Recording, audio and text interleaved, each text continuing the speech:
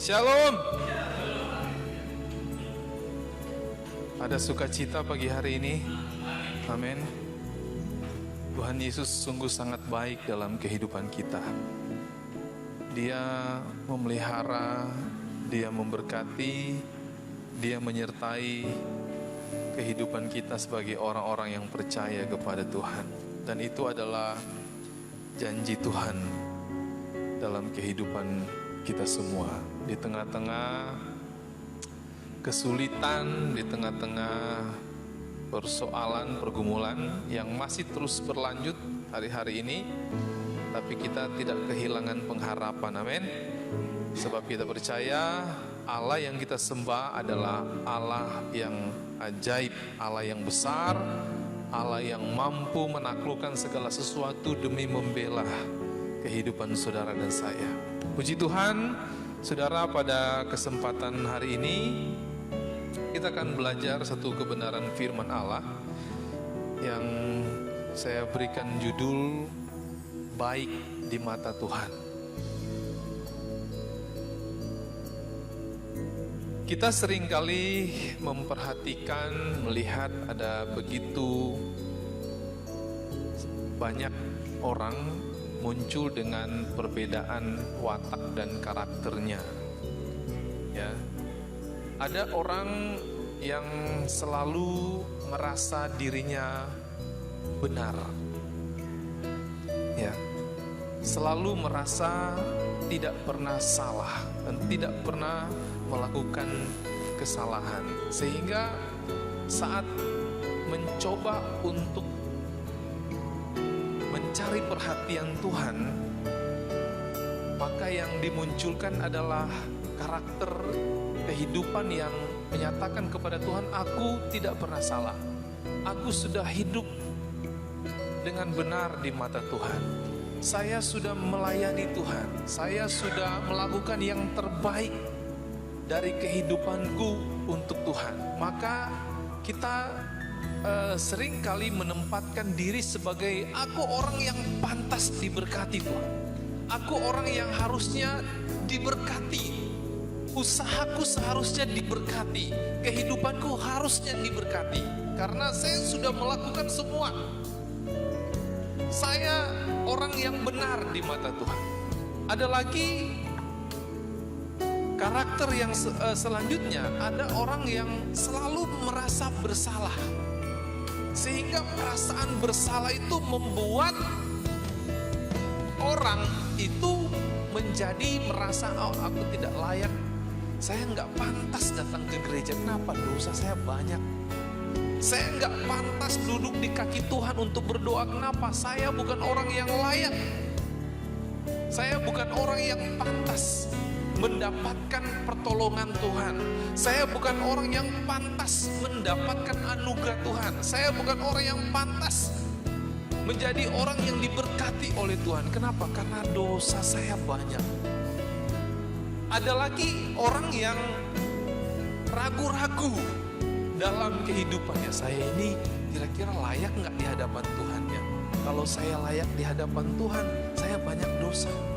Tapi di satu sisi dia berpikir, oh saya kan sudah banyak memberi, saya sudah melayani Tuhan, saya sudah pimpin pujian, saya sudah jadi pengkhotbah, harusnya saya layak dong.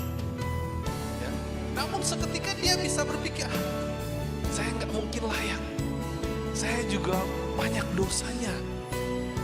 Ada dalam kebimbangan dan keraguan, tidak ada kepastian, dan ini watak dan karakter yang sering kali kita temukan dalam kehidupan. Bahkan terkadang diri kita sendiri yang terjebak dalam satu, oh saya Tuhan kemarin saya sudah doa puasa, Tuhan kok saya belum diberkati. Jadi kita merasa diri benar. Ada lagi yang terus merasa bersama Tuhan, saya tidak pantas, saya tidak layak menghampiri Engkau, sehingga kita tidak berani untuk berdoa. Kenapa? Karena merasa diri tidak pantas. Ada yang ragu-ragu, maju, mundur, layak atau tidak? Kalau tidak layak, kalau layak bagaimana? Ini yang sering kali terjadi. Nah pada saat ini, saya ingin bawa kita untuk lihat satu kebenaran firman Allah. Temanya baik di mata Tuhan. Baik bukan menurut ukuran kita manusia, layak bukan menurut ukuran kita manusia, tapi menurut ukuran Tuhan. Pantas atau tidaknya kehidupan kita bukan kita yang menilai, tapi Tuhan yang menilai. Mari kita lihat di dalam satu ayat kebenaran firman Allah yang saat ini saya ambil dalam kitab Injil Matius pasal yang ke-19 ayat yang ke-16. Injil Matius pasal 19 ayat yang ke-16. Saya mempersiapkan khotbah saya pada saat ini dengan kita akan banyak membaca ayat firman Tuhan. Ya, sering kalau saya khotbah setiap minggu tuh biasanya cukup baca satu ayat dan saya coba jabarkan. Kalau hari ini saya akan mengajak kita semua untuk banyak membaca firman Tuhan dulu. Ya. Injil Matius pasal 19 ayat yang ke-16. Kita awali dengan satu ayat firman Tuhan ini. Mari kita lihat dan kita baca bersama-sama, hitungan ketiga. 1, 2, 3. Ada seorang datang kepada Yesus dan berkata, "Guru, perbuatan baik apakah yang harus kuperbuat untuk memperoleh hidup yang kekal?" Boleh baca sekali lagi. 1, 2, 3. Ada seorang datang kepada Yesus dan berkata, "Guru, perbuatan baik apakah yang harus kuperbuat untuk memperoleh hidup yang kekal?" Boleh bilang amin. Seorang muda, Lembaga Alkitab Indonesia memberikan judul orang muda yang kaya. Seorang yang sudah sukses dalam karirnya, seorang yang sudah diberkati secara materi, datang kepada Yesus dan bertanya kepada Yesus, "Guru, perbuatan baik apakah yang harus aku perbuat supaya aku beroleh keselamatan?"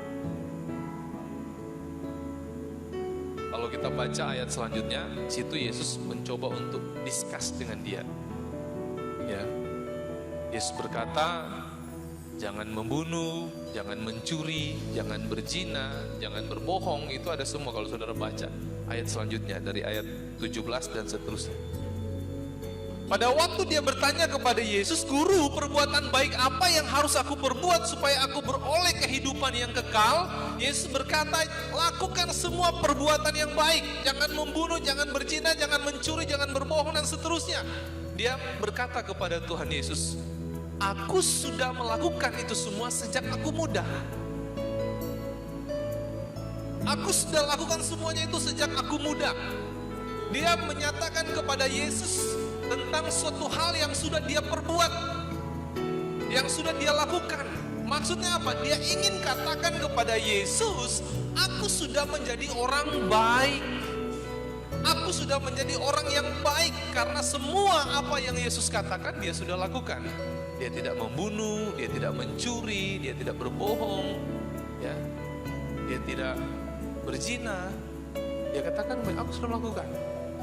Dan Yesus meneruskan dengan satu kalimat, "Jika engkau hendak sempurna."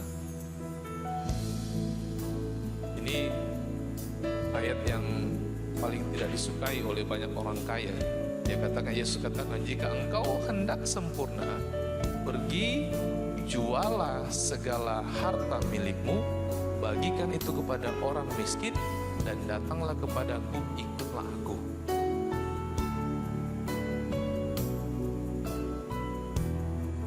Kita seringkali terjebak dalam satu keadaan di mana kita berpikir, saya sudah cukup baik, saya sudah melakukan banyak hal. Soal pelayanan, saya sudah terlibat pelayanan di gereja. Soal kemurahan hati, saya sudah banyak memberi sama orang susah. Soal kehidupan yang benar, saya nggak pernah bohongin orang, saya nggak pernah mencuri, saya tidak pernah membunuh, ya.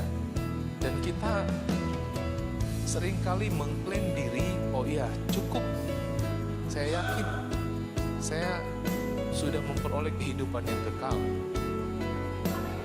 Saya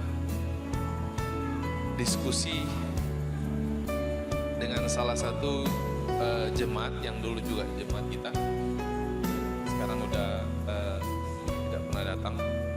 Satu ketika ketika saya lagi satu mobil, lagi jalan, kita ngobrol, ya, entah kenapa pembicaraan itu akhirnya mengarah ke tentang perbuatan baik.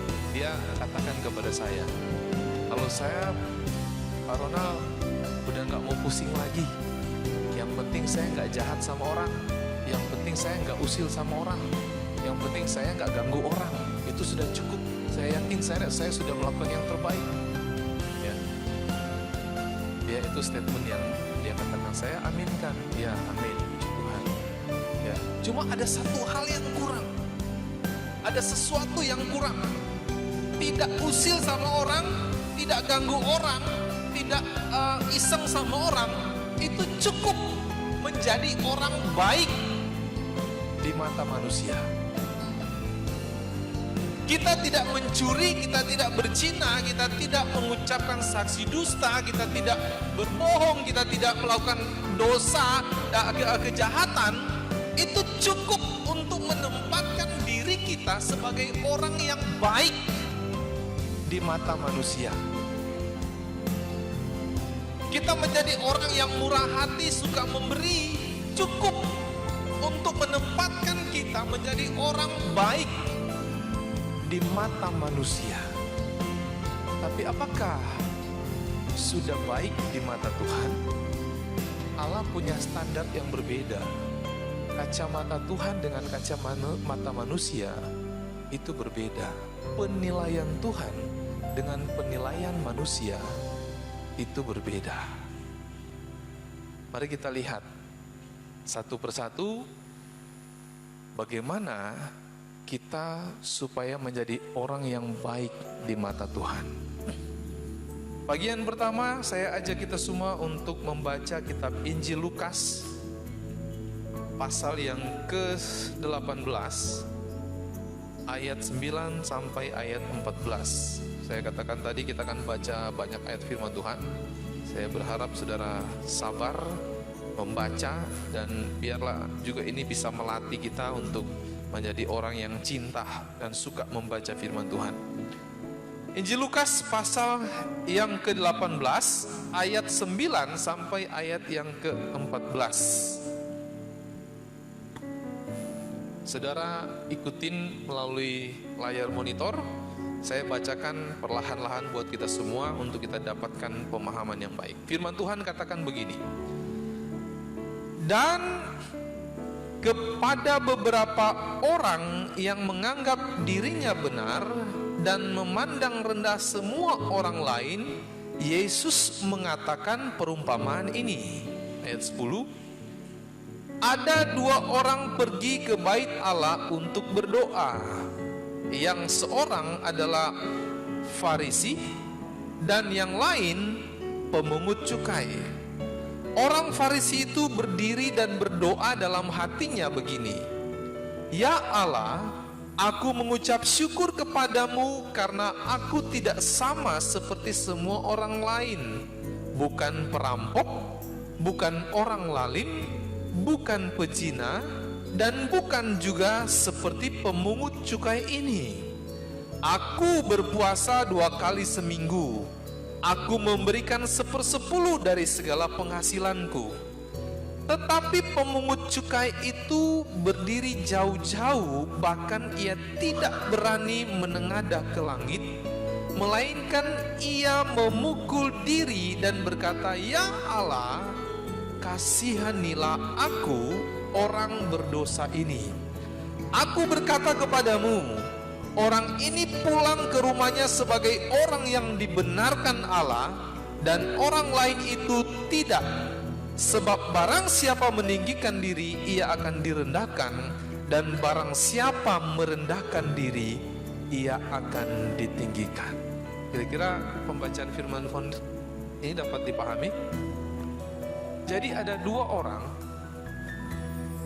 datang berdoa kepada Allah. Yang satunya orang Farisi. Farisi itu adalah satu partai politik agamis pada zaman itu, pada zaman dulu. Kalau sekarang partai politik yang agamis kayak ada PKS, ya, juga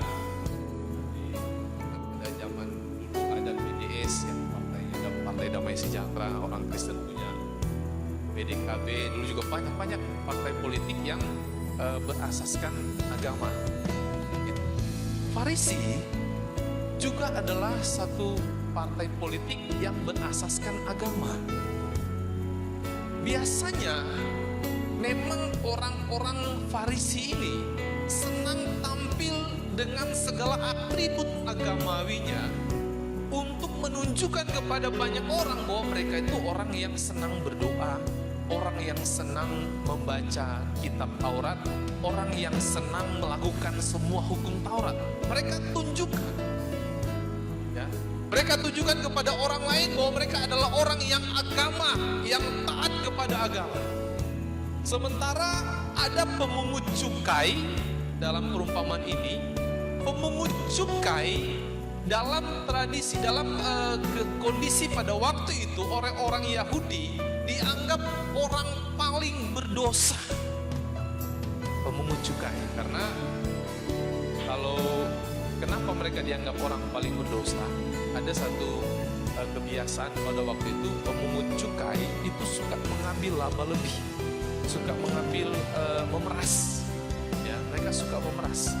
Biasanya mereka kerjasama dengan pemerintah Romawi, kayak semacam tender begitulah. Mereka bayar upeti kepada pemerintah Romawi, tapi mereka punya hak untuk mengambil cukai dari warganya. Sehingga pemungut cukai ini menjadi orang yang sangat dibenci di kalangan Yahudi pada waktu itu, oleh orang Israel pada waktu itu. Kenapa? Karena mereka suka memeras. Mereka sudah bayar pemerintah Romawi, mereka datang kepada masyarakat, bayar pajakmu, bayar upeti, bayar cukaimu, kalau enggak diperas. Jadi mereka dianggap orang paling berdosa pada waktu itu.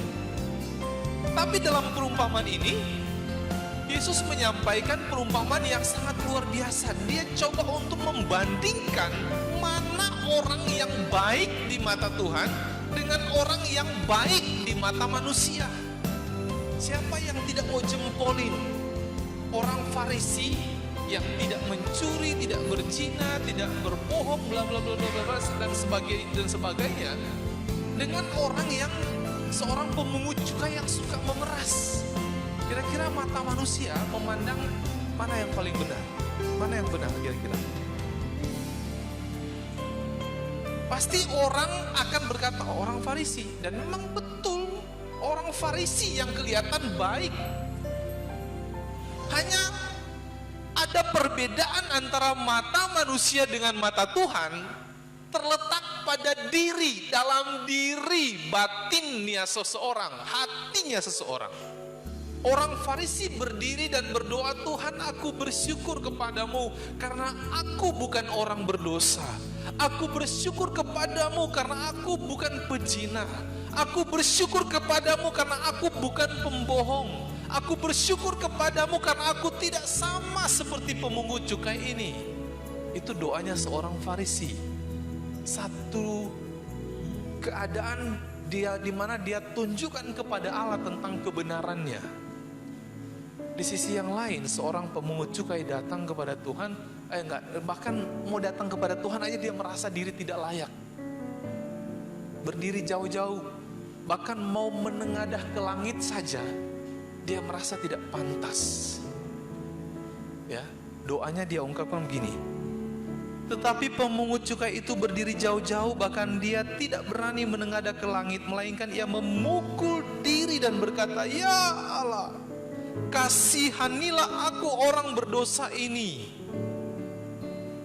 Ya Tuhan, kasihanilah aku orang berdosa ini.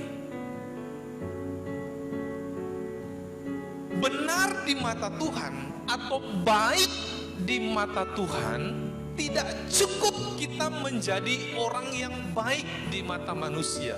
Baik di mata manusia juga penting. Ya, jadi jangan sampai ketika kita bandingkan ini antara orang Farisi dengan orang pemungut cukai, dan akhirnya pemungut cukai yang dibenarkan Tuhan, kita pulang dari sini kita jadi pemungut cukai semua. Karena ingin dibenarkan oleh Tuhan, nggak perlu berbuat baik, nggak perlu berbuat nggak perlu jadi orang baik. Nah, salah, itu juga salah pemikiran.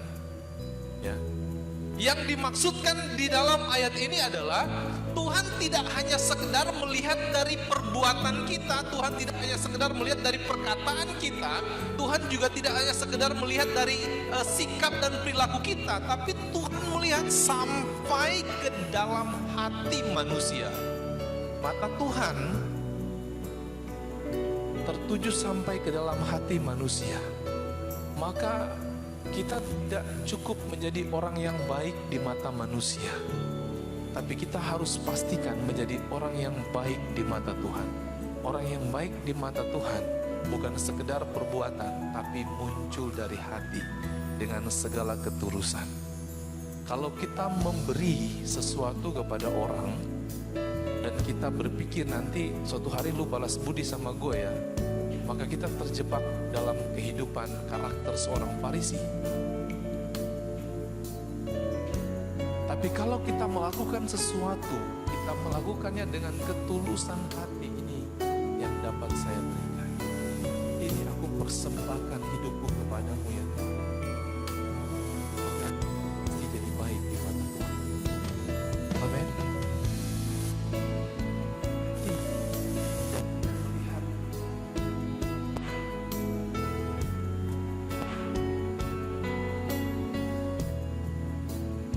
Tuhan tidak melihat apa yang kita lakukan secara kasat mata manusiawi, tapi Tuhan melihat dari dasar hati kita melakukan sesuatu. Maka orang yang baik di mata Tuhan adalah orang yang menyatakan kepada Tuhan, aku membutuhkan belas kasihan-Mu Tuhan. Pemungut cukai berdiri jauh-jauh bahkan tidak berani menengadah ke langit. Dia berkata, Tuhan, aku tidak pantas, kasihanilah aku orang yang berdosa ini. Dengan rasa kasih, dengan rasa membutuhkan belas kasihan Tuhan, saya sangat yakin terjadi perubahan yang besar dalam kehidupan seorang pemungut cukai.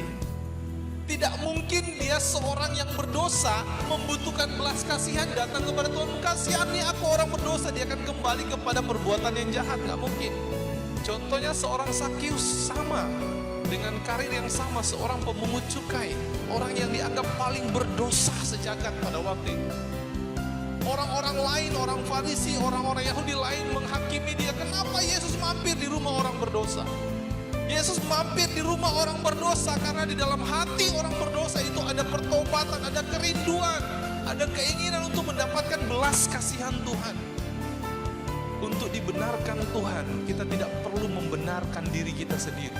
Untuk dibenarkan Tuhan, kita hanya perlu mengatakan, Tuhan, aku butuh belas kasihan. Boleh bilang amin? Kita butuh belas kasihan Tuhan. Satupun di antara kita, nggak ada orang yang sudah sempurna. Kita butuh belas kasihan Tuhan. Baik di mata Tuhan adalah orang yang membutuhkan belas kasihan Tuhan. Hal yang kedua, mari kita buka Injil Lukas pasal 10 ayat 38 sampai ayat 42. Injil Lukas pasal 10 ayat 38 sampai 42. Sekali lagi kita banyak baca ayat firman Tuhan. Saudara simak di monitor, saya bacakan perlahan supaya kita pahami firman Tuhan ini. Lukas 10 ayat 38 sampai 42 firman Tuhan berkata, ketika Yesus dan murid-muridnya dalam perjalanan, tibalah ia di sebuah kampung. Seorang perempuan yang bernama Marta menerima dia di rumahnya. Perempuan itu mempunyai seorang saudara yang bernama Maria. Maria ini duduk dekat kaki Tuhan dan terus mendengarkan perkataannya. Sedang Marta sibuk sekali melayani. Ia mendekati Yesus dan berkata, Tuhan, tidakkah engkau peduli bahwa saudaraku membiarkan aku melayani seorang diri? Suruhlah ia membantu aku. Tetapi Tuhan menjawabnya, Marta, Marta, engkau khawatir dan menyusahkan diri dengan banyak perkara. Tetapi hanya satu saja yang perlu. Maria telah memilih bagian yang terbaik, yang tidak akan diambil daripadanya. terbaik di mata Tuhan. Bagian yang kedua adalah orang yang haus akan kebenaran. Orang yang rindu membaca dan merenungkan, menerima kebenaran firman Allah. Yesus mampir di rumah Marta dan Maria, dua orang kakak beradik. Pada waktu Yesus sudah tiba dan masuk di dalam rumahnya, Marta bergegas. Dia ingin mempersembahkan yang terbaik. Ada tamu, dia ingin melayani dengan pelayanan terbaik. Dia berusaha untuk mempersiapkan makan, dia berusaha untuk menyajikan sajian yang terbaik. Sementara di sisi yang lain, Maria, ya, dia datang duduk di dekat kaki Yesus dan mendengarkan ceramahnya Tuhan Yesus. Tiba-tiba Marta datang kepada Yesus berkata, "Guru, tidakkah engkau peduli supaya saudaraku bisa membantu aku mempersembahkan yang terbaik, menyajikan makanan terbaik?" Ukuran manusia, salah nggak yang dilakukan oleh Marta? Tidak ada yang salah. Secara logika manusia, akal pikiran sehat manusia, dan adat istiadat yang berlaku di seluruh dunia, kalau ada tamu ya pastilah kita layani dengan pelayanan terbaik, lakukan pelayanan terbaik. Untuk apa? Supaya tamunya senang, tamunya bersuka cita. Kesan yang dia bawa, waduh, keluarga ini menjamu saya luar biasa, ya. Main ke rumahnya saya disajikan babi hong, waduh, mantep kali itu ya. Ya. Datang ke rumahnya disajikan makanan-makanan yang enak sekali. Kesannya bagus, kesannya baik di pandangan manusia. Sekali lagi, baik di pandangan manusia. Apa yang baik di mata Tuhan menurut versinya Tuhan Yesus dari ayat yang kita baca? Ketika Maria berkata kepada Yesus, "Guru, tidakkah engkau peduli supaya saudaraku membantu aku mempersiapkan sajian terbaik?" Yesus berkata kepada Marta, dia berkata, "Marta, Marta, engkau khawatir dan menyusahkan diri dengan banyak perkara, tapi satu saja yang perlu. Maria telah memilih bagian yang terbaik, yang tidak akan diambil daripadanya." Ada satu hal yang perlu kita pahami dengan baik, yaitu skala prioritas dalam kehidupan. Perbuatan baik bukan salah, menyajikan sajian terbaik bukan salah, kita menjamu orang bukan salah, kita melakukan pelayanan terbaik bukan salah. Tetapi ada yang lebih prioritas lagi pada waktu itu yang Yesus anggap paling benar adalah duduklah di kaki Yesus, terimalah kebenaran, dengarkan nasihat, dengarkan firman Allah, pahami dulu hal yang terpenting dalam kehidupan kita, baru kita lakukan hal yang selanjutnya. Hosea pasal 4 ayat yang ke-6 berkata, "Umatku binasa karena tidak mengenal Allah. Umatku binasa karena tidak berpengetahuan." Yang Yesus mau adalah kita pahami dulu kebenarannya, mengerti dulu firman-Nya, baru kita lakukan step selanjutnya, langkah selanjutnya. Ada begitu banyak orang yang tidak paham berkomentar.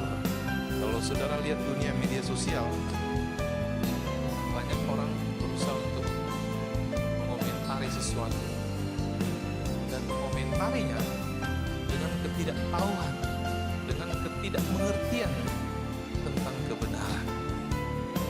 Saya mengkritisi minggu yang lalu, saya mengkritisi seorang pendeta terkenal ya, di media sosial. Kenapa saya kritisi? Karena bagi saya sebuah statement yang dia keluarkan, statement yang diungkapkan tanpa dasar pengetahuan yang benar tentang firman Tuhan. Ya.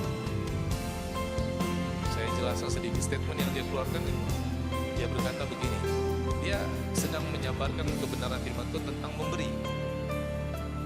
Tapi akhirnya dia sampaikan satu statement yang menggelitik telinga saya. Dia katakan begini, harta tidak dibawa mati, ya. Lebih baik daripada kita kaya di dunia tapi menderita di surga. Kita senang di dunia tapi menderita di surga. Ya, ini kan statement kalau orang awam terima, oh iya, banyaknya sila amin amin amin amin amin amin amin amin. Tanpa pengetahuan yang jelas, orang banyak tersesat. Saya kritisi, maaf Bu, di surga masih ada penderitaan? Saya taruh tanda tanya. Tetapi saya puji Tuhan, dia balas komentar saya, dia katakan maaf, statementnya salah, harusnya kekekalan. Ya, terima koreksi saya. Cuman ada komentator-komentatornya yang lain malah ngebully saya. Ya, orang yang bersangkutan yang saya koreksi, dia berterima kasih, tapi komentator-komentator yang lain malah ngebully saya. Ya itu pahami aja, itu kan manusiawi. Ya. Dasarnya karena tidak paham, karena tidak mengerti, salah melangkah. Yesus mencoba untuk menjelaskan kepada kita tentang hal yang terpenting dalam kehidupan.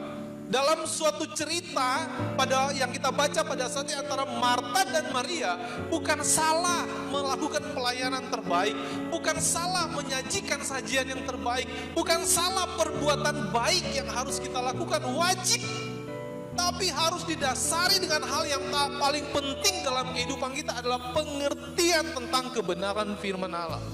Pahami kebenaran firman Allah agar kita tidak salah melakukan sesuatu. Yesus katakan kepada Marta, Marta, Marta, engkau menyibukkan diri, khawatir dan menyusahkan diri dengan banyak perkara. Tapi satu hal yang penting, Maria telah mengambil bagian mendengarkan kebenaran firman Tuhan. Baik di mata Tuhan, orang yang baik di mata Tuhan adalah orang yang senang dan rindu akan kebenaran. Orang yang senang dan rindu bersekutu dengan Tuhan. Maria ambil bagian, dia duduk kaki Yesus. Dia ingin dekat dengan Yesus. Dia ingin terima semua nasihat dari Yesus. Dan Yesus berkata, Maria telah mengambil bagiannya yang tidak akan pernah hilang dari kehidupannya. Orang yang baik di mata Tuhan, orang yang haus akan kebenaran, orang yang haus dan rindu bersekutu dengan Tuhan. Jadi kalau kita sudah mulai malas, mau ibadah malas, berdoa malas, baca firman Tuhan malas, baca lagi dan renungkan firman Tuhan ini. Ya, Tuhan mau kita punya waktu khusus dengan Tuhan. Baca firman Tuhan, renungkan firman Tuhan, dengarkan nasihat Tuhan. Yang ketiga, tentang baik di mata Tuhan. Mari buka Alkitab. Injil Lukas pasal 21 ayat 1 sampai 4. Lukas 21 ayat 1 sampai 4. Sudah lihat di monitor, saya bacakan kembali perlahan-lahan untuk kita pahami firman Tuhan ini. Dia katakan begini. Ketika Yesus mengangkat mukanya, ia melihat orang-orang kaya memasukkan persembahan mereka ke dalam peti persembahan. Ia melihat juga seorang janda miskin memasukkan 2 peser ke dalam peti itu. Lalu ia berkata, "Aku berkata kepadamu, sesungguhnya janda miskin ini memberi lebih banyak daripada semua orang itu. Sebab mereka semua memberi persembahannya dari kelimpahannya, tetapi janda ini memberi dari kekurangannya, bahkan ia memberi seluruh nafkahnya." Orang yang baik di mata Tuhan adalah orang yang melakukan sesuatu dengan segenap hati, orang yang mempersembahkan seluruh hidupnya. Saya pernah cerita dulu waktu pelayanan di tempat ini masih sekolah minggu semua. Saya setiap hari Minggu sore habis ibadah di Tomang, saya datang ke sini melayani anak-anak sekolah minggu. Saya jemput mereka, kebanyakan di total ya. Saya jemput pakai motor, bawa 3 orang, taruh di sini, saya balik lagi ya, jemput lagi, bawa lagi, taruh di sini. Begitu saya balik, yang 3 saya taruh sudah entah kemana semua ya, pada kabur semua. Karena waktu itu ada yang bantu pelayanan, kadang datang dari Tomang, tapi sering kali saya sendirian. Nah akhirnya saya berpikir banyak, aduh ini kalau begini saya takut nanti anak-anak itu kenapa-napa. Akhirnya saya disalahkan ya, saya sih berdoa tidak terjadi apa-apa, cuma saya pikirkan lebih panjang lagi. Akhirnya saya arahkan mereka ke gereja orang tuanya ya, karena saya maksudnya lagi menunggu waktu, memang klien-kliennya siap, minimal ada 2 atau 3 orang, jadi saya jemput, ada yang jagain di situ. Nah dalam aktivitas itu saya suka jemput anak sekolah minggu. Tiba-tiba ada satu anak sekolah minggu yang orang tuanya suka nitip sesuatu kepada saya, nitip persembahan katanya. Waktu saya jemput, dia suka, om, saya nitip ini ya, persembahan ke gereja. Saya tanya, ibu kok ngirim nitip persembahan? Ibu nggak ke gereja? Ya saya sibuk terus, saya nggak ada waktu, jadi nitip persembahan aja ya. Saya berpikir, tapi saya terima ya, saya serahkan kepada Tuhan, Tuhan yang menilai lah ya, itu berkenan tidak ya. Tapi yang saya coba ambil satu pelajaran, bahwa Tuhan tidak pernah tertarik dengan persembahan kita. Tuhan tertarik dengan kehidupan kita. Boleh bilang amin? Kita tidak bisa nyogok Tuhan. Tuhan, saya mau berkenan tapi saya nggak bisa ke gereja, saya titip persembahan aja ya. Kita mau berikan persembahan sebanyak apapun, kalau kita tidak punya hati dan kerinduan untuk datang kepada Tuhan, kalau kita tidak datang membawa hidup kita untuk dipersembahkan kepada Tuhan, itu sia-sia. Surga udah terlalu kaya untuk kita sogok. Surga udah terlalu kaya untuk kita coba manipulasi dengan kita punya harta kekayaan. Mau menyogok Tuhan dengan harta dan kekayaan kita. Tuhan gak perlu itu. Yang Tuhan butuhkan adalah kehidupan kita yang kita persembahkan kepada Tuhan. Yesus melihat ada orang-orang kaya datang memberikan persembahan kepada Tuhan. Nominalnya pasti besar, pasti besar. Dia bandingkan dengan seorang janda yang sangat miskin, datang mendekati kotak persembahan dan memberikan 2 peser atau 1 duit. Sesuatu yang mungkin sekarang ini, nominal rupiah pada sekarang ini, beli nasi goreng aja gak cukup. Dan Yesus bandingkan, Yesus berkata bahwa yang memberi paling besar kepada Tuhan adalah janda miskin ini. Di mata manusia, pemberian terbesar dilihat dari nominal. Berapa miliar, berapa ratus juta, berapa juta yang kita berikan kepada Tuhan. Tapi Tuhan bilang, pemberian terbesar adalah yang diberikan oleh janda. Kenapa? Karena itu harta satu-satunya. Dia tidak berpikir lagi soal nanti sore mau makan apa. Dia datang kepada Tuhan, dia persembahkan seluruh hidupnya. Dia persembahkan seluruh apa yang dia punya. Dan itu yang berkenan kepada Tuhan. Kenapa? Karena dia datang mempersembahkan hidupnya. Seluruh keberadaannya dia serahkan kepada Tuhan. Yang berkenan kepada Allah adalah pemberian hidup, bukan sekedar pemberian harta. Boleh bilang amin? Pemberian hidup. Datang kepada Tuhan, Tuhan, hidupku adalah milik-Mu. Hidupku adalah kepunyaan-Mu. Hidupku seluruhnya adalah karya-Mu. Semua yang aku punya adalah milik. Itu persembahan terbaik. Kalau kita hanya berpikir, Tuhan, nih ya, saya kasih persepuluhan, karena itu saya yakin adalah milik Tuhan. Sementara yang 90% ini milik saya, Tuhan, jangan dikorek-korek ya Tuhan. kita sedang terjebak dalam sebuah keadaan tidak berkenan kepada Tuhan. Berkenan kepada Tuhan, kita harus tahu bahwa semua apa yang ada dalam diri kita, kehidupan kita adalah milik Tuhan. Amin. Kalau kita tahu bahwa semua dalam diri kita adalah milik Tuhan, ya Tuhan mau apa yang kita ya urusan Tuhan. Urusan Tuhan, tanggung jawabnya Tuhan.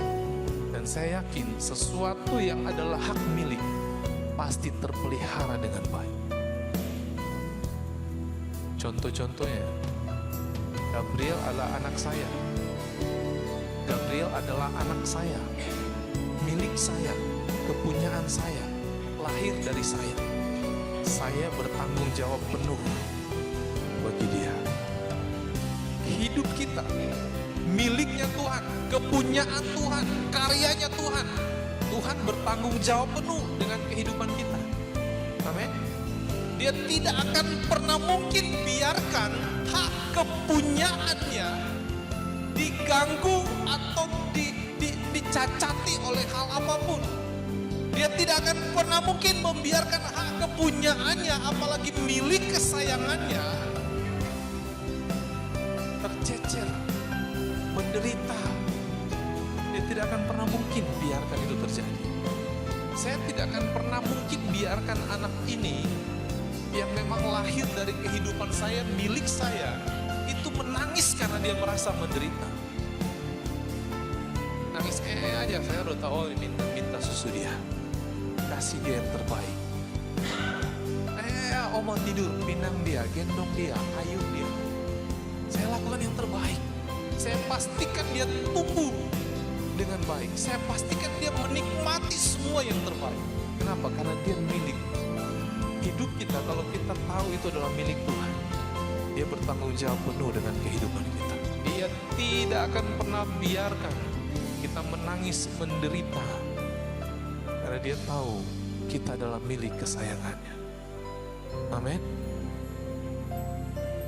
Pahami bahwa hidup kita sepenuhnya adalah milik Tuhan. Kita menjadi baik di mata Tuhan. Bagian yang terakhir, Matius pasal 25 ayat 14 sampai ayat yang ke-30. Ini agak panjang nih ayatnya. Bagaimana kita menjadi baik di mata Tuhan. Matius pasal 25 ayat 14 sampai ayat yang ke-30. Ini ayatnya sangat panjang, tapi saya bacakan supaya kita memahami. Firman Tuhan katakan begini. Sebab hal kerajaan surga sama seperti seorang yang mau bepergian ke luar negeri, yang memanggil hamba-hambanya dan mempercayakan hartanya kepada mereka. Yang seorang diberikannya 5 talenta, yang seorang lagi 2, dan yang seorang lagi 1, masing-masing menurut kesanggupannya. Lalu ia berangkat. Segera pergilah hamba yang menerima 5 talenta itu, ia menjalankan uang itu lalu beroleh laba 5 talenta. Hamba yang lain, hamba yang menerima 2 talenta itu pun berbuat demikian juga dan berlaba 2 talenta. Tetapi hamba yang menerima 1 talenta itu pergi dan menggali lubang di dalam tanah lalu menyembunyikan uang tuannya. Lama sesudah itu pulanglah tuan hamba-hamba itu lalu mengadakan perhitungan dengan mereka. Hamba yang menerima 5 talenta itu datang dan ia membawa laba 5 talenta. Katanya, Tuan, 5 talenta Tuhan percayakan kepadaku. Lihat, aku telah beroleh laba 5 talenta. Maka kata tuannya itu kepadanya, baik sekali perbuatanmu itu, hai hambaku yang baik dan setia. Engkau telah setia dalam perkara kecil, aku akan memberikan kepadamu tanggung jawab dalam perkara yang besar. Masuklah dan turutlah dalam kebahagiaan Tuanmu. Lalu datanglah hamba yang menerima 2 talenta itu kepadanya, yang menerima 2 talenta itu katanya, Tuan, 2 talenta Tuan percayakan kepadaku, lihat aku telah beroleh laba 2 talenta. Maka kata tuannya itu kepadanya, baik sekali perbuatanmu itu, hai hambaku yang baik dan setia. Engkau telah setia memikul tanggung jawab dalam perkara yang kecil. Aku akan memberikan kepadamu tanggung jawab dalam perkara yang besar. Masuklah dalam kebahagiaan Tuhanmu. Kini datanglah juga hamba yang menerima 1 talenta itu dan berkata, Tuhan, aku tahu bahwa Tuhan adalah manusia yang kejam, yang menuai di tempat di mana Tuhan tidak menabur, yang memungut dari tempat di mana Tuhan tidak menanam.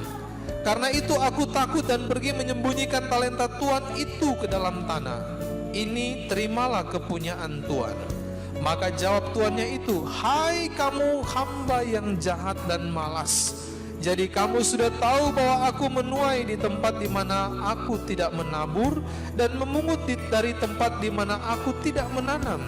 Karena itu sudahlah seharusnya uangku itu kau berikan kepada orang yang menjalankan uang, supaya sekembaliku aku menerimanya serta dengan bunganya. Sebab itu ambillah talenta itu daripadanya dan berikanlah kepada orang yang mempunyai 10 talenta itu. Karena setiap orang yang mempunyai kepadanya akan diberi, sehingga ia berkelimpahan. Tetapi siapa yang tidak mempunyai, apapun juga yang ada padanya akan diambil daripadanya. Dan campakkanlah hamba yang tidak berguna itu, dan campakkanlah hamba yang tidak berguna itu ke dalam kegelapan yang paling gelap. Di sanalah akan terdapat ratap dan kertak gigi. Jadi ini baik di mata Tuhan, tahan di mata Tuhan. Bagian yang keempat adalah orang yang bertanggung jawab. 3 orang yang Tuhan percayakan talenta. Ada yang beli 5 talenta, ada yang beli 2 talenta, ada yang beli 1 talenta. Yang 5 talenta dia bertanggung jawab dengan 5 talentanya, akhirnya beroleh laba 5 talenta. Yang 2 talenta juga bertanggung jawab, akhirnya beroleh laba 2 talenta. Tuhan berkata kepada mereka, baik sekali perbuatanmu hai hambaku yang baik, turutlah dalam kebahagiaan Tuhanmu. Tanggung jawab Tuhan percayakan kepada kita masing-masing sesuai kesanggupan, kata firman Tuhan. Ada orang yang dipercayakan 1 talenta, dia tidak kembangkan talentanya, tidak bertanggung jawab dengan talentanya. Dia hanya jaga karena ketakutan, karena dia takut, katanya Tuhan itu kejam, menuai dari tempat di mana dia tidak menabur, yang memungut dari tempat di mana dia tidak menanam. Dia kubur talentanya. Akhirnya Tuhannya datang, dia serahkan kembali talentanya. Tuhan berkata, jahat sekali perbuatanmu hai hambaku yang jahat. Campakkanlah dia ke dalam kegelapan yang paling gelap. Di sanalah terdapat kertak gigi, ratap tangis dan kertak gigi. Kita melihat satu hal, bagaimana Allah melihat kehidupan kita supaya baik di mata Tuhan. Setiap manusia pasti dibekali talenta. Gak mungkin ada manusia yang tidak punya talenta. Talenta ini bicara tentang kesanggupan yang Tuhan berikan. Tuhan percayakan saya dengan talenta jadi hamba Tuhan. Ya. Saya harus bertanggung jawab. Bagaimana talenta ini bermakna di hadapan Tuhan. Bagaimana talenta ini dipandang baik oleh Tuhan. Tuhan percayakan saudara talenta. Ada yang sebagai karyawan, ada yang sebagai seorang pengusaha. Ya. Tuhan percayakan saudara dalam rumah tangga, Tuhan percayakan juga saudara talenta. Sebagai suami, ya, talenta itu. Sebagai istri, talenta. Sebagai anak, talenta. Bagaimana talenta itu kita laksanakan dengan tanggung jawab. Menjadi seorang suami yang bisa menyenangkan tuannya. Kenapa? Karena dia kembangkan talentanya sebagai seorang suami.